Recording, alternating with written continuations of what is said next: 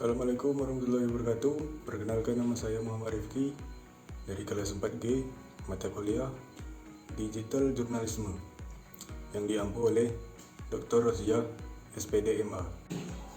Baiklah, saya akan menjelaskan materi saya.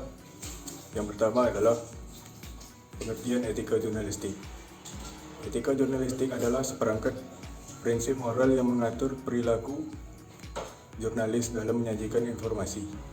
Ini bukan hanya tentang menyampaikan berita, tetapi juga tentang tanggung jawab sosial kita sebagai penyampai informasi. Selanjutnya adalah tujuan etika jurnalistik. Tujuan utama dari etika jurnalistik adalah untuk memastikan bahwa informasi yang disampaikan kepada publik bersifat akurat dan tidak menyesatkan. Dalam konteks ini, saya mengutip pendapat Hidayat yang menyatakan kebenaran dalam jurnalistik bukan hanya tentang fakta, tetapi juga tentang konteks dan dampaknya terhadap masyarakat.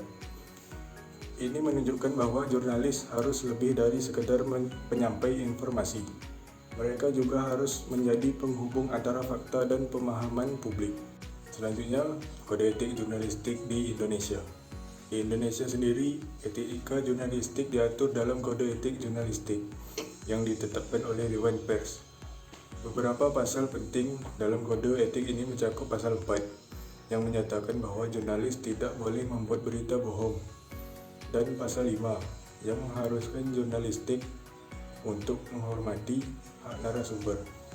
Menurut Wibawa 2020, kode etik jurnalistik adalah pedoman moral yang harus dipegang teguh oleh setiap jurnalis dalam menjalankan profesinya. Selanjutnya adalah sanksi bagi jurnalis. Ketika seorang jurnalis melanggar kode etik ini, ada konsekuensi yang harus dihadapi. Sanksi yang dapat diterapkan termasuk teguran, pemberhentian sementara, atau bahkan pemecatan dari organisasi. Hal ini ditegaskan oleh Takalelumang yang menyatakan, tanpa memperhatikan kode etik jurnalistik, pekerjaan jurnalistik dapat menyebarkan berita-berita bohong yang dapat menyesatkan pembaca. Berikutnya adalah contoh kasus pelanggaran etika jurnalistik. Kasus penyebaran berita hoaks, media menyebarkan berita palsu tentang peristiwa tanpa verifikasi. Berita yang saya bahas ini adalah Ida Dayak Semarang. Penjelasan, beredar informasi yang mengklaim akan diadakan praktik pengobatan Ida Dayak di Gedung Wanita Kota Semarang, Provinsi Jawa Tengah pada tanggal 2-6 Agustus 2024. Informasi tersebut diketahui dari sejumlah unggahan baik di media sosial, Facebook maupun WhatsApp.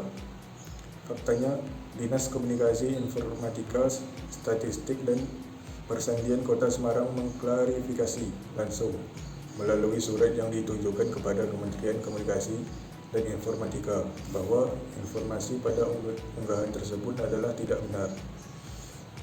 Pihaknya telah menerima konfirmasi dari pihak pengelola gedung wanita di Kota Semarang bahwa mereka tidak pernah menerima informasi terkait penyewaan gedung untuk acara yang dimaksud.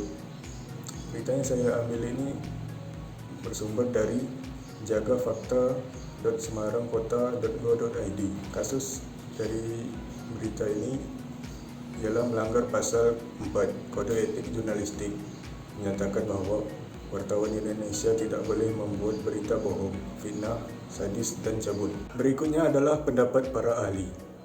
Sebelum menyebarkan berita, jurnalis harus melakukan verifikasi informasi untuk memastikan kebenaran yang menghindari penyebaran informasi palsu. Haqwe et al. 2020. Menurut Rahmat Winora dan Basement 2021 mengatakan bahwa masyarakat Indonesia kerap kali pada masa ini langsung menyebarkan informasi tanpa mengolah terlebih dahulu informasi yang diperoleh. Akibatnya, berita bohong rentan tersebar. Disiplin dalam melakukan cek dan recheck adalah kunci dalam penerapan kode etik jurnalistik. Kurangnya kesadaran masyarakat akan pentingnya memeriksa kebenaran informasi sebelum menyebarkan di media sosial juga dapat memperburuk ketidakseimbangan informasi dalam persoalan kebebasan pers dan tanggung jawab jurnalis dalam pemberitaan media online menurut Susanto 2020. Selanjutnya adalah kesimpulan. Etika jurnalistik adalah pedoman moral yang harus dipatuhi oleh setiap jurnalis untuk menjaga kredibilitas media dan kepercayaan publik. Dalam menjalankan tugasnya, jurnalis harus memahami dan menerapkan prinsip-prinsip etika seperti kebenaran, independensi, dan penghormatan terhadap hak-hak individu. Dengan menerapkan etika yang baik, kita dapat berkontribusi dalam membangun masyarakat yang lebih kritis dan berpengetahuan luas. Baiklah, itulah tadi presentasi dari saya. Sekian, terima kasih.